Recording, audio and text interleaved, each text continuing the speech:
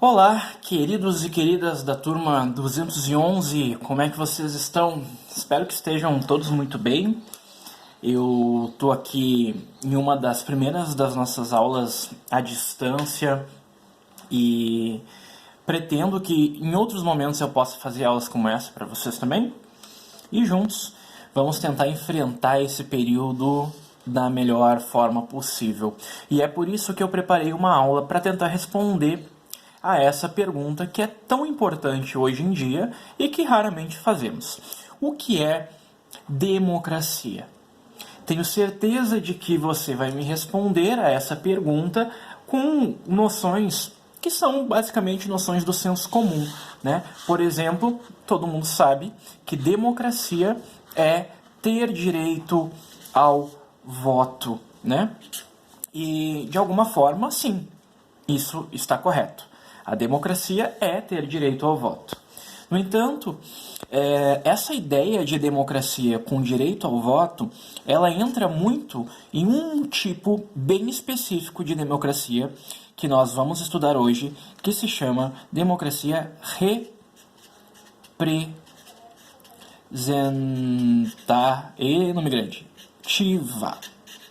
representativa. Quer dizer, eu voto em uma pessoa e ela me representa em vários espaços. No entanto, conto para vocês que este não é o único modelo de democracia existente no mundo, tampouco foi o primeiro a existir. O que nós vamos estudar nessa aula é também um outro modelo de democracia chamado democracia direta, em que os próprios cidadãos fazem, executam e fiscalizam as leis.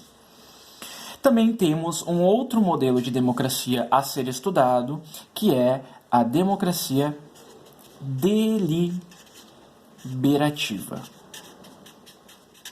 Um modelo mais complexo de democracia e que de alguma forma envolve as duas formas anteriores, tanto a direta quanto a representativa, ok?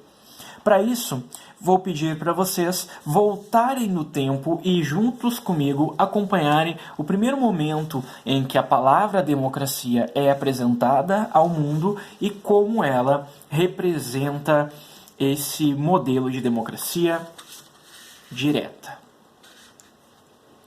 Claro que vocês estudaram no primeiro ano e lá no sexto ano do ensino fundamental que a democracia é um modelo de governança, né? De governança em que o povo tem o poder, né? Não é à toa que isso se apresenta a nós, porque a palavra democracia é a união de duas palavras gregas, demos, que vem a significar exatamente isso, né? Povo, e kratos, que vem a significar poder. Tanto que todas as palavras que terminam com cracia significam poder, né? Autocracia,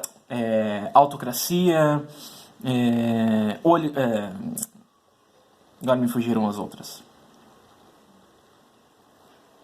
Enfim.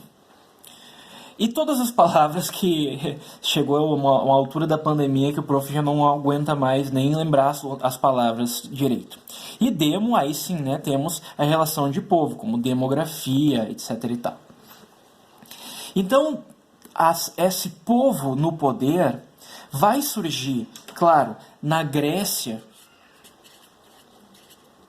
lá no século V, antes da Era Comum, ou antes de Cristo, como estamos acostumados a lembrar, né?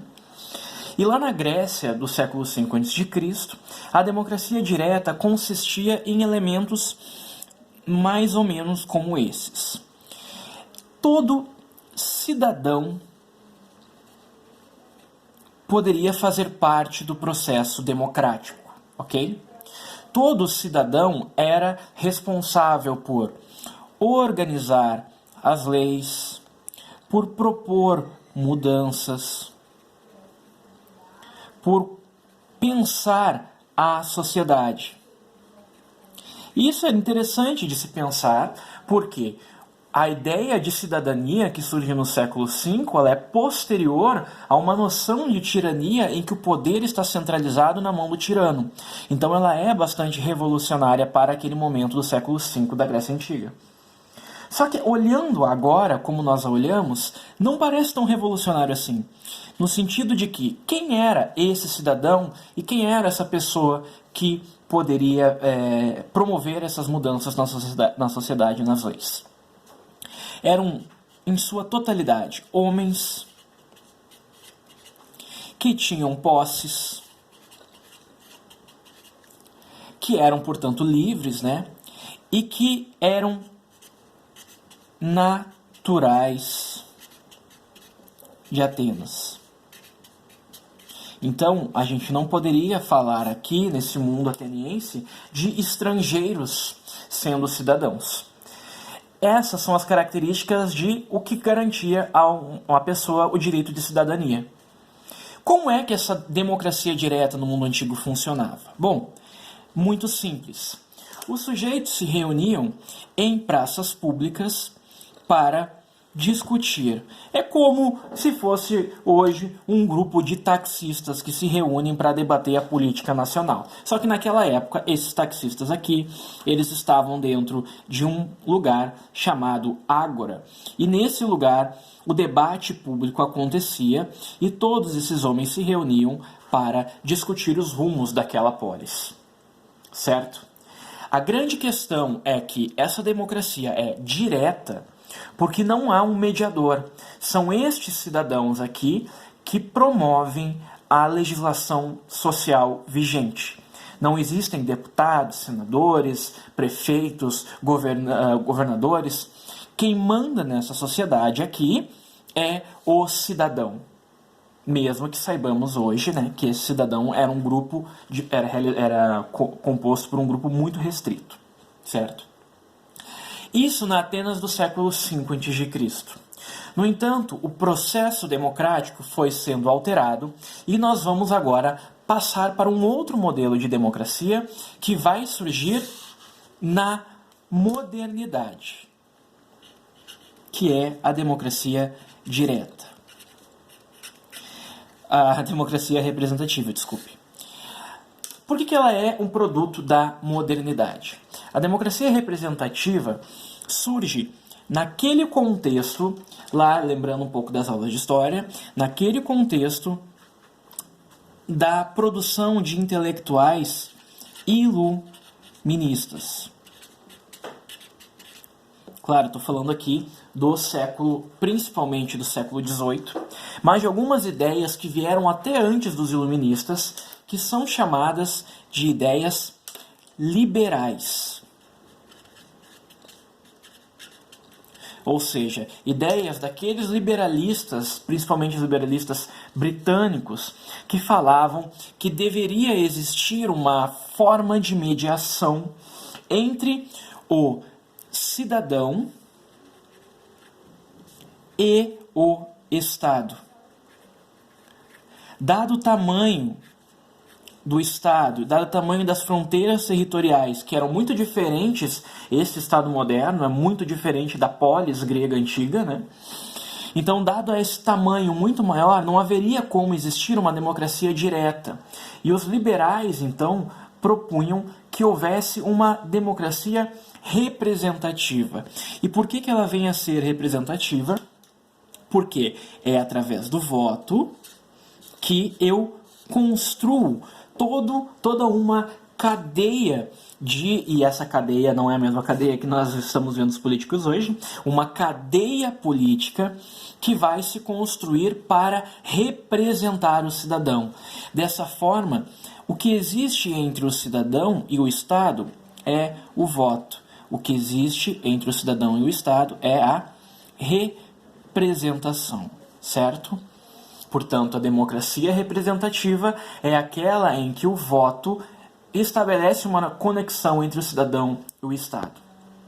No entanto, essa noção de democracia representativa vem sendo questionada por muitos sociólogos e filósofos recentemente.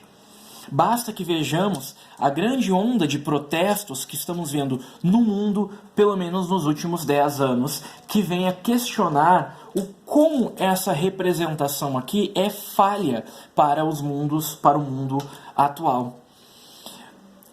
Uma maioria de pessoas votando em um sujeito não necessariamente representa a totalidade daquele povo. E não necessariamente isso, de acordo com esses sociólogos que nós veremos agora, não necessariamente isso representa uma democracia. Daí um grande paradoxo, que a democracia representativa nos mundos atuais não é muito democrática. Bem, a questão é, que democracia então nós precisamos ter para vivermos um mundo democrático de fato? Há um pensador alemão contemporâneo e vivo ainda, chamado Jürgen Habermas, que defende uma democracia deliberativa. Como seria essa democracia deliberativa, grosso modo? Ela pode ser compreendida como uma união entre a ideia de democracia direta e a ideia de democracia representativa. E por que e como isso funcionaria? Bom, muito simples. Lá na democracia direta, é o próprio cidadão que toma conta do Estado. Eu não tenho como hoje passar 3 horas, 4 horas do meu dia dentro de um parlamento para decidir os rumos do país. Nem tem um parlamento suficiente para que 70, 80 mil pessoas estejam lá dentro. E também não posso deixar o futuro da nação nas mãos de um representante que eu vou eleger a cada 2 anos e nunca mais vou saber quem é. Portanto, a união que o Habermas propõe é uma maior participação no debate público em relação às questões mais importantes. Por exemplo, há uma reforma a ser realizada no Estado? Bom, talvez exista uma reforma. Como eu vou fazer essa reforma? Eu vou votar em representantes para decidirem essa reforma por mim? Não. Eu vou eu mesmo participar através de pequenos organismos, né, de pequenas células, e dessas células eu vou uni-las para montar um grande projeto nacional. Na verdade, o que o Habermas propõe é uma ação de diálogo maior entre o cidadão e o Estado, um tipo de diálogo que não era bem conhecido até então e que a própria democracia representativa, na opinião de Habermas, não era suficiente. O cidadão precisa não só votar em alguém para estar no Estado, mas o cidadão precisa estar presente no Estado e compor este ente federativo aqui, federativo é ótimo, né? Esse ente da vida em sociedade, tá bom? Então, a democracia deliberativa é uma participação do cidadão que mescla a democracia direta com a representativa, ok? Bem, aí vem a atividade que eu quero que vocês façam.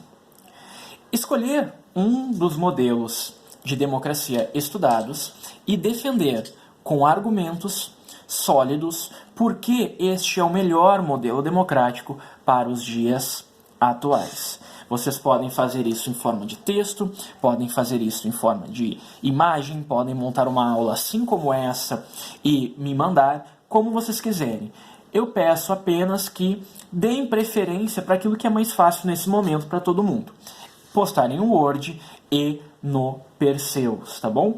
Então vamos deixar como postarem o Word no Perseus. Para quem quiser ir além, fique à vontade também para exercitar a criatividade nestes dias de pandemia. Certo, queridos e queridas? Até uma próxima. Tchau!